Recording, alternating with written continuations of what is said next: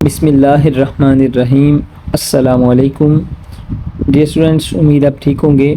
जैसा कि आप जानते हैं हम कर रहे हैं क्लास 9 की बायो, चैप्टर 1 है हमारे पास। और आज जो हमारा लेक्चर है वो लेक्चर नंबर 13 है। और आज हमारा उम्मीद है इंशाल्लाह ये लास्ट लेक्चर होगा इस चैप्टर का। और आज इंशाल्लाह हम चैप्टर को वाइंड अप करेंगे। तो बेटे आज हमारा जो टॉपिक है वो है सेलुलर ऑर्गेनाइजेशंस। इससे पहले हम एक लेंथी टॉपिक था जो हमने 3-4 वीडियोज़ में मुकम्मल किया है, द लेवल्स ऑफ ऑर्गेनाइजेशन। तो आज हमारा नया टॉपिक स्टार्ट हो रहा है वो है सेलुलर ऑर्गेनाइजेशंस। लेक्चर स्टार्ट करने से पहले हमारे नए आने वाले व्यूअर्स से रिक्वेस्ट है कि हमारे चैनल को फॉलो कर लें ताकि आपको आने वाले मज़ीद लेक्चर्स मौसूल हो सकें। जी तो स्टार्ट करते हैं। All the organisms have been divided into, यहाँ से all the organisms have been divided into 5 major groups of organisms, यानी कि टोटल जितने भी ऑर्गेनिज्म हैं पूरी दुनिया में पाए जाते हैं उनके 5 ग्रुप्स हैं। ठीक है, पहला क्या है वो मैंने मेंशन किया हुआ है, प्रोकैरियोट्स के ऊपर 1 लिखा हुआ है, प्रोकैरियोट्स हैं। फिर दूसरे प्रोटिस्ट हैं, फिर तीसरे फंजाई हैं, फिर प्लांट्स हैं और फिर एनिमल्स हैं। ये ऑर्गेनिजम्स के 5 ग्रुप्स हैं, आपको याद होने चाहिए। ये शॉर्ट क्वेश्चन आपसे पूछ सकता है कि 5 जो मेजर ग्रुप्स हैं ऑर्गेनिजम्स के, उनके नाम लिखते हैं या हम स्कूल में पूछ ले, तो आपको ज़हन में होने चाहिए। उसके बाद हम चलते हैं ज़रा इससे आगे, और वो है हमारे पास यहाँ से all organisms are made up of cells. कहते हैं आप ये जानते हैं कि जितने भी ऑर्गेनिज्म है सारे के सारे सेल से मिलकर बने होते हैं। कहते हैं 2 तरह के सेल होते हैं। There are 2 basic types of cells. बुनियादी तौर पे सेल की 2 इकसाम है। अब जैसा कि जानते हैं प्रोकैरियोट्स और यूकैरियोट्स। वो कहता है the organism in first group are made up of prokaryotic sales.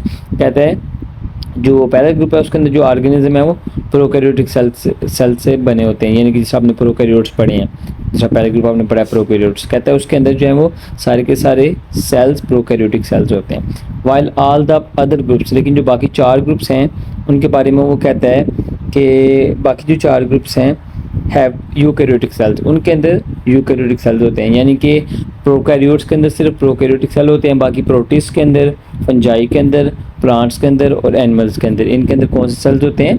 Eukaryotic cells होते हैं। उसके बाद हमारे पास आ जाता है, हमारे पास जो असल टॉपिक है, जो असल बात है वो है types of cellular organization. Cells are organize in 3 ways to make the bodies of organism. अब कहते हैं जो सेल्स होते हैं वो 3 तरीक़ों से खुद को ऑर्गेनाइज करते हैं और ऑर्गेनिज्म की जो बॉडीज़ हैं उनको बनाते हैं। अब कैसे? कहते हैं सेल्स में एक यूनिसेलुलर, पहली बात, कॉलोनियल्स 2, और थर्ड है मल्टी सेलुलर ऑर्गेनाइजेशन। सेल 3 तरह की ऑर्गेनाइजेशन बनाते हैं। पहली यूनिसेलुलर होती है, दूसरी कॉलोनियल होती है और तीसरी मल्टी सेलुलर होती है। एंड दी ऑर्गेनिजम्स फॉर्म्ड, कहते हैं फिर क्या होता है जब ये ऑर्गेनाइज होते हैं 3 तरह के ऑर्गेनिज्म बन जाता है। Through these organization are unicellular organisms, यानी कि ये समझ लें कि जो यूनिसेलुलर ऑर्गेनाइजेशन है उसकी वजह से यूनिसेलुलर ऑर्गेनिज्म बनते हैं। जो कॉलोनियल ऑर्गेनाइजेशन है उसकी वजह से कॉलोनियल ऑर्गेनिज्म बनते हैं। जो मल्टी सेलुलर ऑर्गेनाइजेशन है उसकी वजह से मल्टी सेलुलर ऑर्गेनिजम्स बनते हैं। उसके बाद उनकी डिटेल आ गई है थोड़ी बहुत यहाँ पे। तो लिखा हुआ है, पहली है हमारे पास इन यूनिसेलुलर ऑर्गेनिजम्स। जो यूनिसेलुलर ऑर्गेनिजम्स होते हैं, only 1 cell makes the life of an organism. Unicellular organism में क्या होता है कि सिर्फ एक सेल पूरे ऑर्गेनिज्म को बना रहा होता है। मतलब ये कि एक ही सेल होता है, ऑर्गेनिज्म का एक ही सेल है और वही ऑर्गेनिज्म है। ठीक है, तो all the life activities are carried out by the only cell. इस वजह से क्योंकि वही है, एक ही सेल ऑर्गेनिज्म है। मिसाल के तौर पर बैक्टीरिया है, ठीक है, अमीबा है, पैरामीशियम है, यूग्लिना है, ये जो है ये वही यूनिसेलुलर ऑर्गेनिज्म होते हैं। इनके अंदर एक ही सेल होता है। ठीक है, तो होता भी प्रोकैरियोटिक है। तो ये जो है वो सारी की सारी एक्टिविटीज़ अपने अंदर कर रहे होते हैं, एक ही सेल, यानी कि समझ लें कि एक ही सेल सारा कुछ कर रहा होता है। तो इसकी एग्जांपल आगे, इसकी एग्जांपल अगर आपसे पूछ ले या एमसीक्यू में पूछ सकता है कि जो अमीबा है वो मल्टी सेलुलर है, कॉलोनियल है कि यूनिसेलुलर है। आपको याद होना चाहिए कि अमीबा यूनिसेलुलर है, पैरामीशियम यूनिसेलुलर है, यूग्लिना भी यूनिसेलुलर है। ये लिखा हुआ है amoeba, paramecium and euglena are common examples. तो ये इसके एग्जाम्पल्स हैं। ठीक है, उसके बाद हम चलते हैं ज़रा इससे आगे और आ जाएगा हमारे पास कॉलोनियल टाइप, यानी कि कॉलोनियल ऑर्गेनाइजेशन आ गई है। मैंने हेडिंग दी, आप देख सकते हैं। In colonial type of cellular organization, कहते हैं जो कॉलोनियल जो ऑर्गेनाइजेशन है उसमें क्या होता है, many unicellular organisms live together. कहते हैं इसमें बहुत ज़्यादा यूनिसेलुलर ऑर्गेनिज्म इकट्ठे रह रहे होते हैं। अब ये यूनिसेलुलर कौन से है?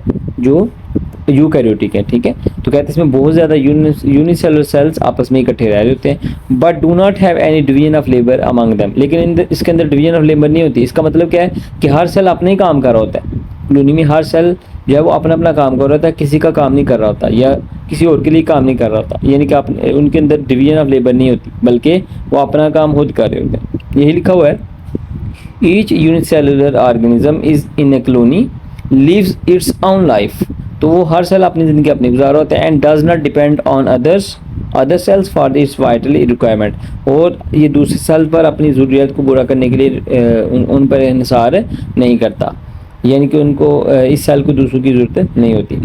इसकी एग्जांपल है वॉल्वैक्स। वॉल्वैक्स इज़ एक green alga found in water. कहते हैं ये एक वॉल्वैक्स जो है वो एक ऑर्गेनिज्म है, ठीक है, ग्रीन एल्गा है, तो ये पानी में रहता है। That shows the colonial organization, जो कि कॉलोनियल ऑर्गेनाइजेशन को शो करता है, इसी वजह से इसकी एग्जांपल है। तो hundreds of volvox cells make a colony. कहते हैं जब हंड्रेड्स ऑफ वॉल्वैक्स सेल्स आपस में मिल जाते हैं फिर एक कॉलोनी बना देते हैं, जिसको वॉल्वैक्स कॉलोनी कहते हैं। और ये जो वॉल्वैक्स कॉलोनी है, ये एग्जाम्पल किसकी है? Colonial type of organization. बहरहाल उसके बाद हम चलते हैं, आपको ये डायग्राम भी नज़र आ रही है वॉल्वैक्स कॉलोनी की। उसके बाद हमारे पास आ जाएगा मल्टी सेलुलर ऑर्गेनाइजेशन। इन मल्टी सेलुलर ऑर्गेनाइजेशन, आप देखें नाम से ज़ाहिर है कि इसमें एक सेल से ज़्यादा सेल्स हैं, ठीक है, लेकिन कौन से सेल्स हैं?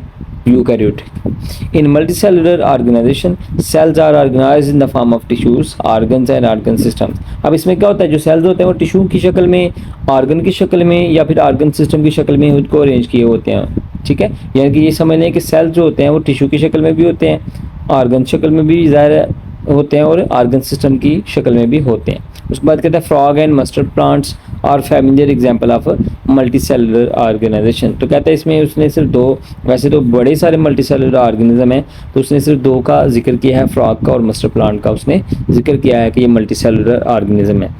तो हम इसको स्टार्ट करते हैं। पहले है मस्टर्ड प्लांट। मस्टर्ड प्लांट है, इसका साइंटिफिक नेम इसने ब्रैकेट में लिखा हुआ, आप इसको देख सकते हैं, ब्रासिका कैम्पेस्ट्रिस। ये याद रखिएगा, वेरी इंपॉर्टेंट शॉर्ट क्वेश्चन है और एमसीक्यूज भी है, ये कई दफ़ा बोर्ड में शॉर्ट भी आया हुआ है, एमसीक्यूज भी आया हुआ है, ठीक है। इसको आप ज़हन में रखेंगे कि मस्टर्ड प्लांट का जो साइंटिफिक नेम है वो क्या है? Brassica campestris. Is sown in winter, कहते हैं इसको सर्दी में बोया जाता है। आप जानते हैं सरसों का पौधा जो होता है, ठीक है, तो इसको सर्दी में बोते हैं। And produces seed at the end of the winter, और सर्दियों के आखिर में ये जो है बीज अपने कह लें कि उसके बीज बन जाते हैं, सर्दियों तक वो बड़ा हो जाता है, सर्दियों के एंड तक उसके बीज भी आ जाते हैं। तो इसका फंक्शन क्या है? The plant body is used as vegetable. तो आप ये जानते हैं सरसों का साग जो है वो खाया जाता है, तो इस वजह से वो कह रहे थे plant body is use as vegetable. तो इसकी जो बॉडी है, प्लांट बॉडी है, वो किस तरह यूज़ होती है? सब्जी के तौर पे। And its seeds are used for extracting oil. लेकिन जिसको बीज होते हैं, आप जानते हैं सरसों का तेल भी होता है, तो जो इसके बीज होते हैं उसकी मदद से सरसों का तेल निकाला जाता है। तो ये वो कह रहे हैं इसका फंक्शन है। मस्टर्ड प्लांट का फंक्शन क्या है कि हम इसको एज ए वेजिटेबल भी इस्तेमाल करते हैं और इसके तेल को भी हम घर में ज़ाहिर है डेली यूज़ करते हैं। तो उसके बाद हमारे पास आ जाता है the organs of the body can be divided into two groups on the basis of their functions. अब कहते हैं जो इसकी बॉडी है, इसके ऑर्गन को दो तरह से डिवाइड किया जा सकता है। रूट, आगे लिखा हुआ है root, stem, branches and leaves. कहते हैं जो चार हैं जिसमें जड़ें आ जाती हैं, तना आ जाता है, शाखें आ जाती हैं और पत्ते आ जाते हैं, आर द वेजिटेटिव ऑर्गन्स। ये वेजिटेटिव ऑर्गन्स हैं। इसका क्या मतलब है? Which do not take part in the sexual reproduction of plant, जो कि रिप्रोडक्शन में हिस्सा नहीं लेते। मतलब ये कि जो सेक्सुअल रिप्रोडक्शन है उसमें ये इन्वॉल्व नहीं होते, इस वजह से ये क्या है? वेजिटेटिव ऑर्गन्स हैं। उसके बाद कहते हैं flowers are the reproductive parts. अब इसके दो, पहला सब हो गया ऊपर, ठीक है, जो हमने पढ़ा वेजिटेटिव ऑर्गन, दूसरा है reproductive parts. Flowers are the reproductive parts, लेकिन इसके जो फूल होते हैं वो रिप्रोडक्टिव पार्ट्स होते हैं प्लांट के। क्यों? Because they take part in sexual reproduction and produce fruits and seeds. और इसी वजह से जो फूल होते हैं वो फिर आगे फ्रूट बनाते हैं और बीज भी बनाते हैं। तो इस वजह से फिर इनको हम क्या कहते हैं? Reproductive parts. ज़्यादा है क्योंकि बीज ने फिर हम बीज को ही बोना होता है और बीज ने फिर आगे नया पौधा बनाना होता है, इस वजह से ये रिप्रोडक्टिव पार्ट्स कहलाते हैं। तो ये आपको इसकी पिक्चर भी नज़र आ रही है मस्टर्ड प्लांट की, सरसों तो ये आपको इसकी पिक्चर भी नज़र आ रही है। इसको हम सरसों का साग भी कहते हैं सादा ज़ुबान में। उसके बाद हमारे पास आ जाता है फ्रॉग। तो फिर फ्रॉग हमारे पास ये भी एक मल्टी सेलुलर ऑर्गेनिज्म है, लिखा हुआ है फ्रॉग। साइंटिफिक नेम इसका क्या है? फ्रॉग का साइंटिफिक नेम है रेना टिग्राइना, ठीक है, रेना टिग्राइना इसका नाम है, साइंटिफिक नेम आपके ज़हन में होना चाहिए। Shows the multicellular organization, ये भी मल्टी सेलुलर ऑर्गेनाइजेशन शो करता है। The body is made up of organ systems and each organ system consist of related organs. कहते हैं इसकी बॉडी भी आर्गन और आर्गन सिस्टम में शामिल होती है। ज़ाहिर आप जानते हैं, पहले हम पढ़ चुके हैं कि आर्गन सिस्टम के अंदर आर्गन्स होते हैं तो वो आपस में रिलेटेड काम कर रहे होते हैं। ठीक है, all the organs are made up of specific tissues. अब कहते हैं जो आर्गन होते हैं आप जानते हैं टिश्यू से मिलकर बने होते हैं, तो कहते हैं जो आर्गन होते हैं वो खास तौर पर टिश्यू से मिलकर बने होते हैं। आगे से लिखा हुआ कौन कौन से टिश्यूज़ हैं, एपिथेलियल टिश्यू होते हैं, ग्लैंडुलर टिश्यू होते हैं, मस्कुलर टिश्यू होते हैं और नर्वस टिश्यू होते हैं। ये इसके अलावा भी हो सकते हैं। ये जो है फ्रॉग के अंदर टिश्यूज़ पाए जाते हैं और ये फिर आर्गन सिस्टम बना के तो फ्रॉग को जो है वो बनाते हैं। बहरहाल ये हमारा छोटा सा टॉपिक था, उम्मीद है आप लोगों को काफ़ी हद तक समझ आ गया होगा।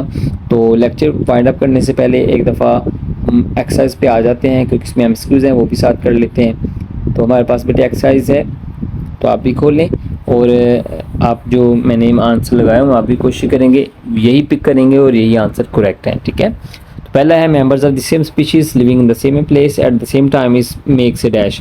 तो अब देखिए ना, एक ही जगह पे रहने वाले जो आपने पिछले लेक्चर में सुना होगा, सीखा होगा, जो पॉपुलेशन की डेफिनेशन पढ़ी थी कि उसमें एक ही जगह पर एक ही तरह के ऑर्गेनिज्म रह रहे होते हैं एक ही वक्त में, तो उसको आप क्या कहते हैं, पॉपुलेशन। इस वजह से पहले का आंसर क्या है, डी। दूसरा, if scientist is studying the method of inserting human insulin gene in bacteria. कहता है कि साइंटिस्ट जो है वो बैक्टीरिया को इंसुलिन को तैयार करने के लिए बैक्टीरिया के अंदर या जो ह्यूमन इंसुलिन है जीन उसको बैक्टीरिया के अंदर इंसर्ट करने के लिए स्टडी कर रहा है, तो उसको आप क्या, वो कौन सी स्टडी कर रहे हैं, बायोटेक्नोलॉजी। तो उसके बाद हमारे पास आ जाता है थर्ड वाला। तो ये देखिए इसमें सी है, molecule, organelle, cell, tissue, organ, organ system और इंडिविजुअल। ये सारी तरतीब सही है, बाकी कोई गलत है। इस तरह से तीसरे का सी। चौथे का, which one of the major bio elements is the highest percentage in protoplasm. तो आपको याद होगा मैंने आपको ग्राफ बताया था एक, इसमें हमने पढ़ा था कि जो ऑक्सीजन है उसका 65% होता है, तो ये हमने बायो एलिमेंट्स में पढ़ा था, इसका आंसर सी है। 5, which of the following groups include organism all of which are absorptive in their nutrition. तो कहता है बताएं इनमें से कौन सा अब्जॉर्प्टिव होता है, यानी कि जो अब्जॉर्ब होता है, यानी कि खुराक जो है वो जज़ब करके खाता है, अपनी बॉडी में जज़ब करता है, तो वो है फंजाई, तो वो है डी वाला, पाँचवें जो है वो डी। छठा, similar cells are organized into groups and performing same functions are known as dash. तो कहते हैं कि जो सिमिलर सेल्स होते हैं एक तरह के जो फंक्शन परफॉर्म कर रहे हैं तो उनको क्या कहते हैं, हम जानते हैं टिश्यू कहते हैं। छठा बी हो जाएगा। 7 वाला, which of these tissues also make the glandular tissue in animals. तो कहते हैं बताएं इनमें से कौन से टिश्यूज हैं जो ग्लैंडुलर टिश्यू होते हैं, तो वो क्या है, एपिथेलियल टिश्यू। उसके बाद 7 ए हो गया। 8, the level of organization that is less definite in plants. आपको याद होगा हमने पिछले लेक्चर में ये किया था जिसमें हमने पढ़ा था कि जो प्लांट्स होते हैं वो उनके अंदर जो ऑर्गन सिस्टम लेवल होता है वो कम्प्लेक्स नहीं होता बल्कि सिंपल होता है, तो इस वजह से लेस डेफिनेट इन प्लांट्स, तो ऑर्गन सिस्टम लेवल 8 वाले का सी। 9 वाला, व्हाट इज़ ट्रू अबाउट वॉल्वैक्स। वॉल्वैक्स के जो ट्रू है उसके बारे में हमने बताना है, तो सी वाला कॉलोनियल यूकैरियोट जो है वो होते हैं, कॉलोनियल भी होते हैं यूकैरियोट भी होते हैं, आपको मैंने बताया था। उसके बाद एंड वाला है, when we study the feeding relation among different animal species of forest at what level of organization we are studying. तो आपको याद होगा हमने जब फॉरेस्ट पढ़ा था हमने कहा था कि फॉरेस्ट जो है वो एक कम्युनिटी है, तो इस वजह से हम इसको 10 वाले को सी हमारा आंसर होगा, कम्युनिटी। ठीक है बच्चों, उम्मीद करता हूँ आप लोगों को समझ आ गया होगा। अगर आप लोगों को लेक्चर अच्छा लगा है, वीडियो पसंद आई है तो उसको लाइक और शेयर ज़रूर करें। Thank you very much. अस्सलाम वालेकुम, अल्लाह हाफिज़।